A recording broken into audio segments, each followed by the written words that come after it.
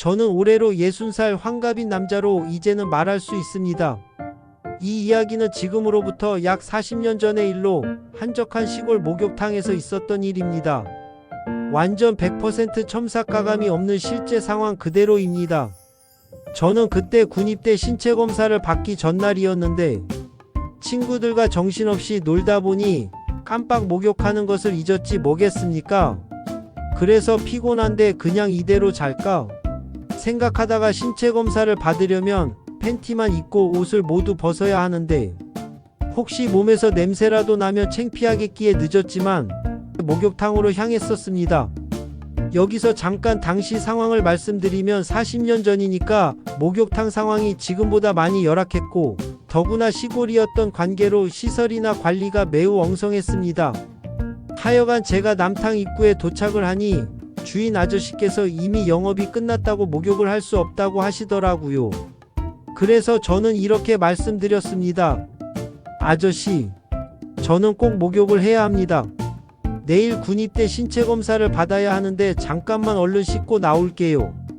이렇게 간절하게 애원을 하자 목욕탕 아저씨 저에게 표를 주시며 그럼 안에 들어가서 청소하는 아저씨한테 부탁해봐요. 저는 표를 들고 남탕에 들어갔는데 아닌 게 아니라 청소하는 아저씨가 열심히 목욕탕 청소를 하고 계시더라고요. 제가 잠깐만 목욕을 하면 안 되겠느냐고 했더니 아저씨께서는 바로 안 된다고 하시더군요. 사정을 해봤지만 전혀 안 통하더라고요. 그러면서 아저씨가 다소 신경질적으로 얘 총각, 학교 끝났는데 공부하겠다고 선생님한테 말하면 선생님 기분이 좋겠어? 안 좋겠어요. 그 말을 듣고 보니 그래 내가 잘못했구나 싶더라고요. 그래서 조용히 나가려고 하는데 그때 청소하는 아저씨가 그러시더군요. 총각, 정 그러면 남탕은 끝났고 여탕은 아직 청소 안 했으니까 거기 가서 하던지. 아, 제가 지금 상황에 찬밥 더운 밥 가릴 상황도 아니고 그래서 바로 여탕으로 향했습니다. 남탕과 다르게 여탕에서는 야릇한 화장품 향기도 나고 그 뭐라 말할 수 없는 여인의 향기가 느껴지는 것이 아무도 없는데도 느낌이 무지 이상하더군요. 하여간 여탕에서 홀로 벗고 몸을 씻고 있자니 좀 기분이 그렇긴 하더라고요. 그런데 잠시 후 문 여는 소리가 나 제가 깜짝 놀라서 뒤를 돌아보니 아까 그 남탕이 청소 아저씨더라고요. 그새 남탕 청소를 끝냈구나 싶어서 서둘러 목욕을 하고 있는데 아저씨는 다시 목욕탕을 나가셨어요. 그리고 제가 다시 정신없이 머리를 감고 있는 사이에 문이 열리기에 저는 정말로 한 점의 의심도 없이 그 청소 아저씨 이러니 했습니다.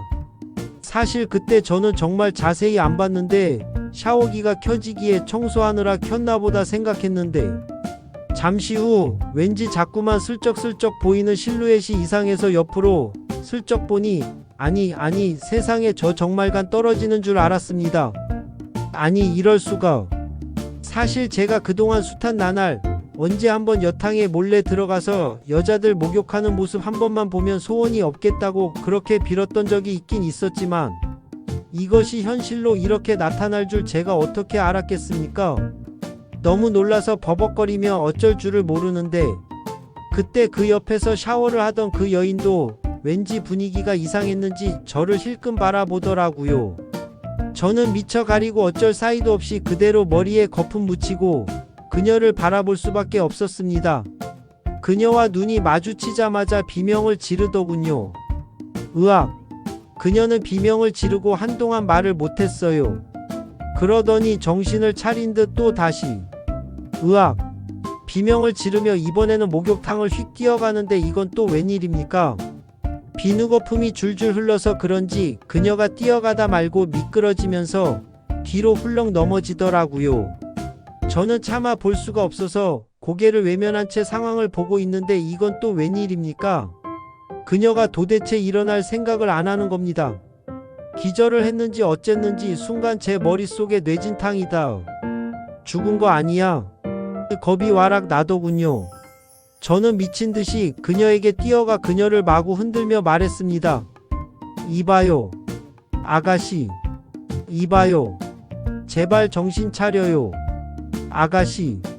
그런데 이 소란한 소리를 밖에서 들었는지 문이 확 열리면서 목욕탕 아주머니가 달려오시는데 저는 너무 놀라 제 몸을 확 감싸면서 어쩔 줄을 몰랐습니다. 그때 아주머니께서 쓰러진 그녀와 저를 번갈아 보시더니 이러시더라고요. 아니, 남자가 왜 여탕에 들어오고 난리야. 젊은 것들이 홀딱 벗고 지금 여기서 무슨 짓 하고 있는 거야. 아니, 우리가 무슨 짓을 하긴 뭘 했다고. 저는 너무 놀래서 더듬거리며 말씀드렸죠. 그게 아니고요. 저는 이쪽으로 가라고 해서 여기까지 말하고 있는데 갑자기 제 뺨을 강타하는 그 철썩거림. 철썩. 이 변태 같으니라고. 저리 가지 못해.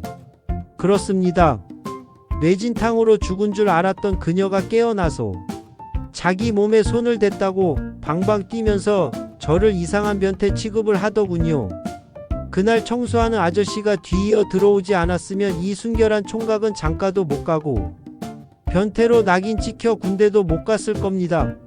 나중에 알고 보니 청소 아저씨와 주인 아주머니가 시간차로 자리를 비우면서 청소 아저씨는 제가 있다는 사실을, 주인 아주머니는 그 여자가 들어간다는 사실을 서로 말해주지 않았던 거지요.